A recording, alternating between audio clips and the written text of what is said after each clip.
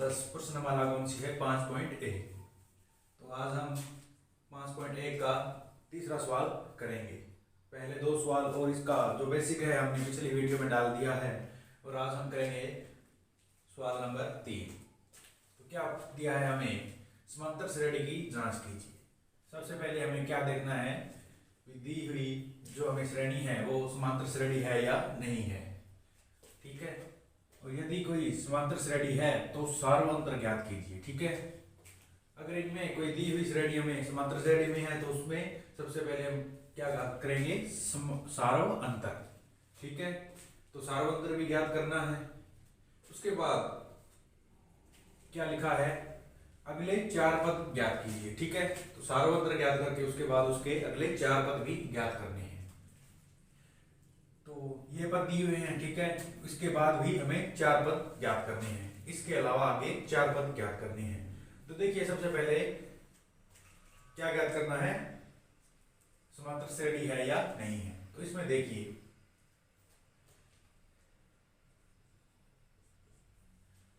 सबसे पहले देखिए ये समांतर श्रेणी है या नहीं है। समांतर श्रेणी क्या होती है, दी हुई श्रेणी में अंतर समान होना चाहिए बीच में। ठीक है, दो पदों के बीच में अंतर है वो समान होना चाहिए। अगर अंतर समान है तो ही ये समांतर श्रेणी में होगी। ठीक है, तो देखिए 5/2 और 2, यहाँ पे A1 है 2, A2 है 5/2, A3 है 3 और A4 है 7/2।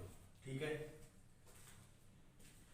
तो सबसे पहले देखिए समांतर श्रेणी में है या नहीं है। तो देखिए उसके लिए हम क्या ज्ञात करेंगे, पहले सार्वंतर।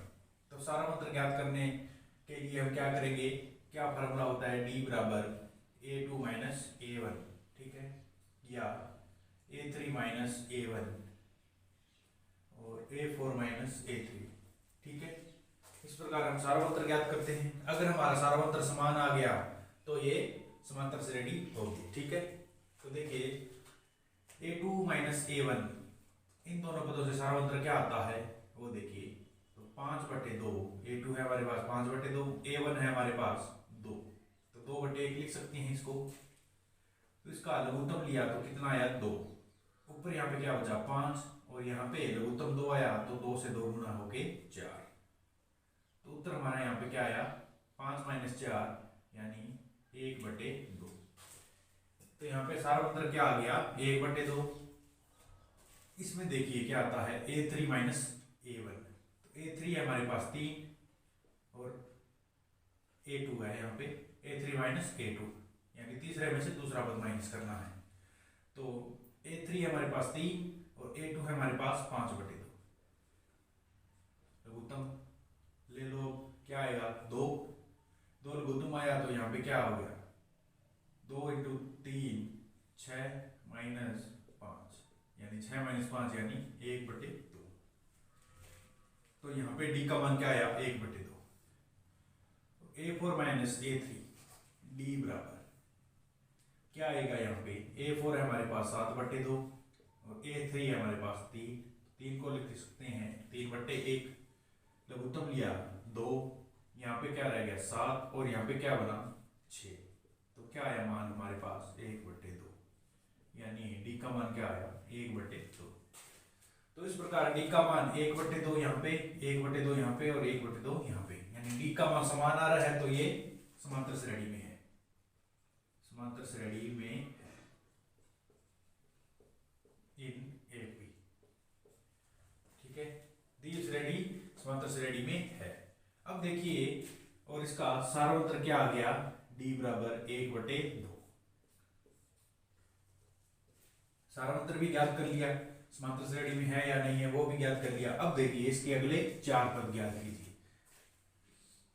तो इसके अगले पद क्या होंगे, 1 2 3 4। अब देखो 5वां पद, इसके मतलब इसके आगे 4 पद और ज्ञात करने हैं। तो 5वां पद यहां से क्या आएगा, यहाँ पे क्या दिया हुआ है 7/2। चौथा पद क्या दिया हुआ है 7/2। इसमें अगर हम सार्वंतर जोड़ देंगे तो वो आगे वाला पद आ जाएगा। तो सार्वंतर जोड़ दिया 1/2। तो यहाँ पे क्या बना, 2 लघुत्तम 7 और 1 8/2। यानी 4। ठीक है, या 8/2 लिख सकते हो या सीधा 4 भी लिख सकते हो। पांचवा पद आ गया। छठा पद देखिए, पांचवें पद में क्या जोड़ेंगे, 1/2, तो 8/2 प्लस 1/2, लघुत्तम 2, 8 और 1 9/2। छठा पद, अब देखिए सातवां पद, आठवें पद, छठे पद में 9/2 में क्या जोड़ेंगे, सार्वंत्र जोड़ दिया 1/2, तो मान हमारे पास क्या है, 9 और 1 10/2, या 5 भी लिख सकते हैं। ठीक है, और आठवां पद क्या होगा, सातवें पद में क्या जोड़ना है, सार्वंत्र जोड़ दिया, तो क्या माना है यहाँ से, 2 लघुत्तम, ऊपर 10 और 1 11/2, 11/2। तो इसके बाद इसके अगले 4 पद कौन से हैं, 8/2 या 4, 9/2, 10/2 या 5 और 11/2। इस प्रकार ये क्वेश्चन है जो होगा।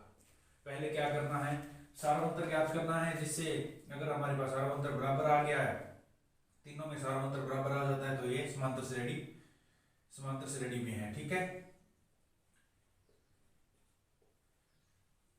और उसके बाद हम अगले 4 पद ज्ञात करने के लिए क्या करेंगे, जो लास्ट पद है उसमें क्या जोड़ेंगे, सार्वंत्र जोड़ दिया तो उससे आगे वाला पद आ जाएगा।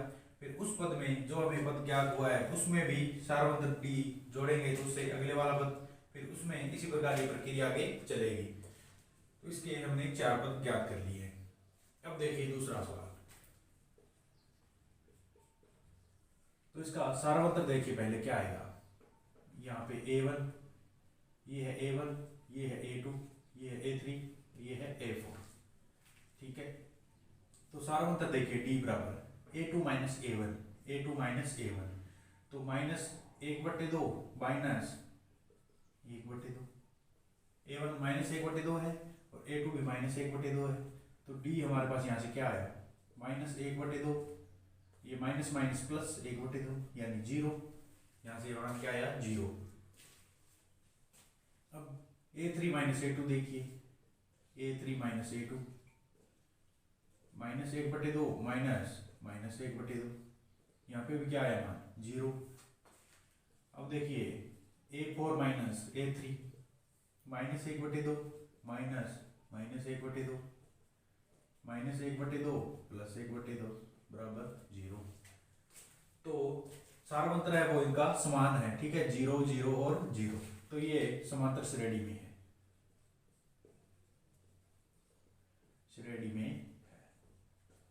ठीक है, ये श्रेणी है जो समांतर श्रेणी में है, क्योंकि इनका सार्वंत्र है वो समान आ रहा है। कितना आ रहा है, 0 0 और 0। अब देखिए इसके अगले 4 पद, तो यहाँ से पहले देखिए सार्वंत्र क्या आया, D बराबर 0, सार्वंत्र हमने ज्ञात कर लिया। अब देखिए इसका आगे वाला पद, पांचवा पद क्या होगा, लास्ट पद में क्या जोड़ेंगे, सार्वंत्र, तो माइनस 1/2 प्लस D, तो माइनस 1/2 प्लस D हमारे पास क्या है 0, मान आया माइनस 1/2। पांचवा पद क्या है हमारे पास, माइनस 1/2। छठा पद देखिए, छठे पद के लिए पांचवें पद में क्या जोड़ेंगे, D का मान कितना है 0, यानी माइनस 1/2। सातवें पद के लिए क्या करेंगे, छठे पद में क्या जोड़ेंगे, D का मान है 0, यानी माइनस 1/2। और आठवां पद क्या आया यहाँ से, सातवें पद में क्या जोड़ेंगे, D का मान है 0, तो यहाँ पे क्या आया माइनस 1/2। तो इस प्रकार इसके आगे वाले 4 पद कौन से होंगे, माइनस 1/2, माइनस 1/2, माइनस 1/2 और माइनस 1/2। ठीक है, इस प्रकार ये सवाल है जो होगा। अब देखिए आगे वाला सवाल, तो इसका तीसरा सवाल देखिए क्या दिया हमारे पास। इसमें पहले देखना है समांतर श्रेणी में है या नहीं है, और सार्वंत्र भी ज्ञात करना है। तो सार्वंत्र देखिए पहले क्या आता है, ये है A1, A2, A3 और A4। तो A2 minus A1, A² minus A, ठीक है, ये है A2 और ये है A1, तो इसको दूसरे पद में से पहला पद घटाना है। तो यहाँ से क्या आया, यहाँ से A कॉमन ले लेते हैं, अंदर बचा A, और यहाँ से A कॉमन लिया तो यहाँ पे क्या बच गया 1। अब दूसरे पद के लिए A3 minus A², a3 minus ए स्क्वायर। तो यहाँ पे क्या बचा, ए स्क्वायर कॉमन ले लिया और अंदर क्या बचा a माइनस 1। इसी प्रकार आगे चेक करते हैं, a की पावर 4 माइनस a की पावर 3। तो a की पावर 3 कॉमन ले लिया यहाँ से, यहाँ क्या बचा a1 और साथ में बचा माइनस 1। तो इसका सारांतर है जो अलग अलग आ रहा है, ठीक है, a into A minus 1, A square into A minus 1, A cube into A minus 1। तो ये समांतर श्रेणी में नहीं है। क्यों नहीं है? समांतर श्रेणी में नहीं है। क्यों नहीं है? क्योंकि d बराबर d एक दूसरे के इक्वल नहीं है, ठीक है। तो ये समांतर श्रेणी में नहीं है, इसको यहीं पे छोड़ देंगे। अब इसको चेक कर लेते हैं समांतर श्रेणी में है या नहीं है। उसके लिए हम क्या ज्ञात करेंगे, d। ये है a1, a2, a3 और a4। तो d बराबर a2 माइनस a1। a2 है हमारे पास √6 और a1 है √3, ठीक है। तो यहाँ से क्या कॉमन आ रहा है, देखिए √6 को क्या लिख सकते हैं, 2 गुणा 3 माइनस √3। तो इसको लिख सकते हैं अपने √2 √3 माइनस √3। तो यहाँ से √3 कॉमन ले सकते हैं, √2 माइनस 1 बचा अंदर, ठीक है। और अब देखिए आगे वाला a3 माइनस a2 यानी √9 माइनस √6। तो √9 को क्या लिख सकते हैं अपने, √3 गुणा में √3 लिख सकते हैं और साथ में √6 को क्या लिख सकते हैं, √2 √3। यहाँ से √3 कॉमन ले लिए, यहाँ से √3 कॉमन ले सकते हैं, √3 कॉमन ले लो, अंदर क्या हो जाए √3 माइनस √2। और आगे वाले में देखिए √12 माइनस √9। √12 को क्या लिख सकते हैं, √12 को लिख सकते हैं √4 गुणा √3। यानी इस 4 को अपने बाहर निकाल लेंगे तो 2 √4 का मान क्या होता है, 2।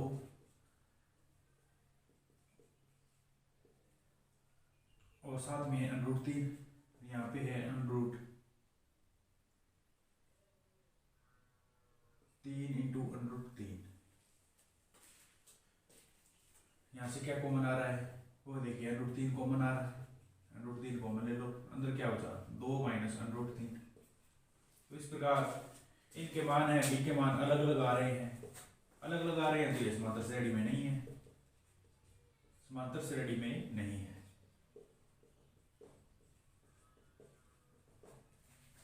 ठीक है।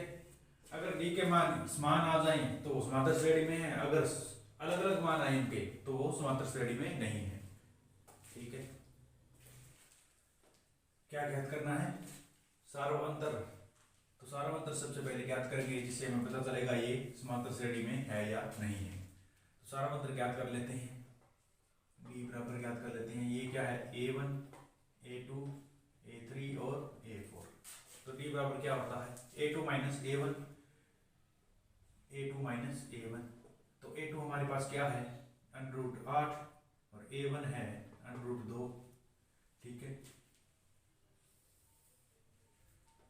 तो √8 को क्या लिख सकते हैं, √2 गुणा 2 गुणा 2, इस प्रकार लिख सकते हैं। √8 को 2 गुणा 2 गुणा 2 माइनस √2। तो यहाँ से क्या कॉमन ले सकते हैं, √2 एक कॉमन ले सकते हैं। तो √2 निकाल लो, इनमें से √2 कॉमन निकालो, अंदर हमारे पास क्या बचा √4। 2 गुणा 2 4 ही होता है माइनस 1। तो √4 को क्या लिख सकते हैं, √4 को 2 लिख सकते हैं। तो √2 अंदर हमारे पास बचा 2 माइनस 1 यानी 1। तो 2 माइनस 1 1 और 1 का √2 से गुना क्या हुआ √2, ठीक है। तो यहाँ से हमारे पास सार्वअंतर क्या आ गया, डी। अब देखिए आगे वाले पदों में चेक करते हैं, डी बराबर a3 माइनस a2। यहाँ से क्या आता है सार्वअंतर, a3 √18 और माइनस a2 है √8। तो √18 को क्या लिख सकते हैं हम, 9 गुणा 2 लिख सकते हैं √ में, 9 गुणा 2 लिख सकते हैं, और अंडर रूट 8 को क्या लिख सकते हैं, 2 गुणा 2 गुणा 2। तो यहाँ से अंडर रूट 2 फिर कॉमन ले लेंगे, या इनको पहले अलग अलग लिख लेते हैं। अंडर रूट 2 अंडर रूट 9 इसको अलग अलग लिख लिया, यहाँ पे अंडर रूट 2 और अंडर रूट 2 अंडर रूट 2 अलग अलग लिख लेते हैं पहले इनको, ठीक है। अब देखिए, अब यहाँ से हम क्या ले लेते हैं, अंडर रूट 2 को कॉमन ले लेते हैं। तो अंडर रूट 2 है उसको कॉमन ले लिया, अंदर हमारे पास क्या बचा, अंडर रूट 9 यहाँ से, और यहाँ से क्या बचा अंडर रूट 4। तो अंडर रूट 2 बाहर है और अंदर हमारे पास क्या है, अंडर रूट 9 को क्या लिख सकते हैं, अंडर रूट 9 को हम लिख सकते हैं 3। 3 का स्क्वायर 9 होता है और अंडर रूट 9 का मान होता है 3। तो 3 और अंडर रूट 4 का मान क्या होता है 2, तो 3 माइनस 2 यानी 1। तो अंडर रूट 2 का मान गुणा 1 के साथ होगा तो क्या आएगा अंडर रूट 2। तो यहाँ से डी का मान क्या आ गया अंडर रूट 2। अब देखिए आगे इस स्टेप में से a4 माइनस a3, तो a4 है हमारे पास अंडर रूट 32 और a3 है अंडर रूट 18, ठीक है। तो अंडर रूट 32 को क्या लिख सकते हैं, 16 गुणा 2 लिख सकते हैं अंडर रूट में, और साथ में 18 को 9 गुणा 2।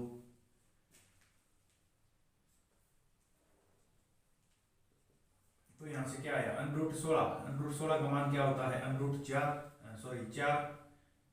का स्क्वायर 16 और अंडर रूट 16 का मान 4, और साथ में है इसके अंडर रूट में 2, और अंडर रूट 9 का मान क्या होता है 3, और साथ में गुणा में है इसके अंडर रूट में 2।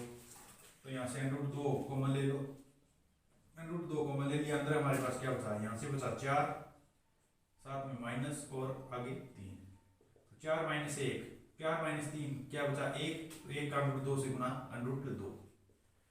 तो डी का मान यहाँ पे हमारे पास क्या आ गया under root 2 under root 2 under root 2। तो डी का मान हमारे पास सेम आ रहा है, इसलिए ये समांतर श्रेणी में है। तो ये समांतर श्रेणी में है, समांतर श्रेणी में है इन एपी, ठीक है, समांतर श्रेणी में है। और सार्वत्र का मान हमारे पास क्या आया अंडर रूट 2 आया, ठीक है। सार्वत्र ज्ञात कर लिया और पता चल गया समांतर श्रेणी में है या नहीं है। अब देखिए इसके अगले 4 पद ज्ञात करने हैं। तो इसके अगले 4 पद ज्ञात करने के लिए क्या करेंगे, लास्ट वाले पद में जो इसका चौथा पद है उसमें क्या जोड़ देंगे डी का मान। तो under root 32 plus under root 2, यानी इसमें डी का मान जोड़ दिया, सार्वत्र जोड़ दिया, तो हमें कौन सा पद मिलेगा आगे, 5वां पद। क्यों मिलेगा, क्योंकि सार्वत्र सभी में समान आ रहा है, तो अंडर रूट 2 और अंडर रूट 2, ठीक है। तो अंडर रूट 2 मान जोड़ते ही आगे वाला पद हमें मिल जाएगा। तो इसमें अंडर रूट 2 जोड़ देते हैं तो क्या आएगा, यहाँ से 32 को क्या लिख सकते हैं, 32 को हम लिख सकते हैं 16 गुणा 2 अंडर रूट में प्लस अंडर रूट 2। तो 16 को हमने क्या लिखा था 4, तो 4 गुणा under root 2 plus under root 2। यहाँ से अंडर रूट 2 फिर कॉमन ले लो, अंडर रूट 2 यहाँ से कॉमन ले लो दोनों में से, तो यहाँ पे क्या बचा अंदर 4 और यहाँ से अंडर रूट 2 कॉमन लिया तो 1। तो इसको लिख सकते हैं हम 5 अंडर रूट 2, ठीक है, इस प्रकार लिख सकते हैं। अगर इसको आगे भी लिखना हो तो कैसे लिखेंगे, 5 किसका मान होता है, अंडर रूट 25 का मान क्या होता है 5, 5 का स्क्वायर कितना होता है 25 होता है, तो अंडर रूट 25 का मान क्या होता है 5। तो 5 को हम क्या लिख सकते हैं अंडर रूट 25 लिख सकते हैं। यहाँ पे भी ठीक है, यहाँ तक छोड़ दो कोई दिक्कत नहीं है। अगर इसको थोड़ा आगे और करना होता है तो इसको क्या लिखेंगे, 5 को लिखेंगे अंडर रूट 25, साथ में गुणा में 2 यानी 25 दूए 50, तो अंडर रूट में 50। इसको अंडर रूट 50 भी लिख सकते हैं, 5 अंडर रूट 2 भी लिख सकते हैं, ठीक है। तो इसका 5वां पद हमारे पास क्या आ गया अंडर रूट में 50। अब देखिए आगे 5वां पद मिल गया। अब छठा पद, छठे पद के लिए क्या करेंगे, 5वें पद में क्या जोड़ेंगे अंडर रूट 2, सार्वत्र जोड़ेंगे तो हमें छठा पद मिल जाएगा। तो देखिए हमारे पास 5वां पद अंडर रूट 50 ले लो या 5 अंडर रूट 2, एक ही बात है। तो 5 अंडर रूट 2 में हमने क्या जोड़ दिया अंडर रूट 2, ठीक है। तो यहाँ से अंडर रूट 2 कॉमन ले लिया, अंदर हमारे पास क्या बचा 5 और यहाँ से एक तो 5 और 1 6, तो 6 अंडर रूट 2। ठीक है, अब इसको अंडर रूट के अंदर लिखना है तो देख लो 6 किसका मान होता है, अंडर रूट 36 का मान होता है, तो 36 लिख दो अंदर, और साथ में है 2, तो ये क्या आ गया अंडर रूट में 72। इसको ऐसे भी लिख सकते हैं और यहाँ तक भी लिख सकते हैं। आगे करना हो तो इसको अंडर रूट में लिख सकते हैं। 6 का मान होता है अंडर रूट 36 और 36 साथ में अंडर रूट में 2, तो क्या हो गया यहाँ पे अंडर रूट 72। अब देखिए सातवां पद, सातवें पद के लिए क्या करेंगे, छठे पद में हमने क्या जोड़ना है सारांतर, तो जोड़ दो 6 अंडर रूट 2 प्लस सारांतर जोड़ दिया अंडर रूट 2, क्या आया हमारे पास अंडर रूट 2, यहाँ से कॉमन, अंदर हमारे पास क्या है 6, यहाँ से 6 बचा और यहाँ से क्या बचा 1। ठीक है, 1 बचा यहाँ पे, तो 6 और 1 7 अंडर रूट 2। और आठवां पद है 7 under root 2 plus under root 2। ठीक है, सारा मतलब जोड़ दिया इसके साथ, तो अंडर रूट 2 फिर कॉमन ले लो, अंदर बचा 7 प्लस 1 यानी 8 अंडर रूट 2। 8 अंडर रूट 2 को क्या लिख सकते हैं 64, अंडर रूट 64 का मान क्या होता है 8 और साथ में इसके गुणा में 2, तो 64 दूनी क्या होता है 128, अंडर रूट 128। तो इस प्रकार हमने अगले 4 पद ज्ञात कर लिए।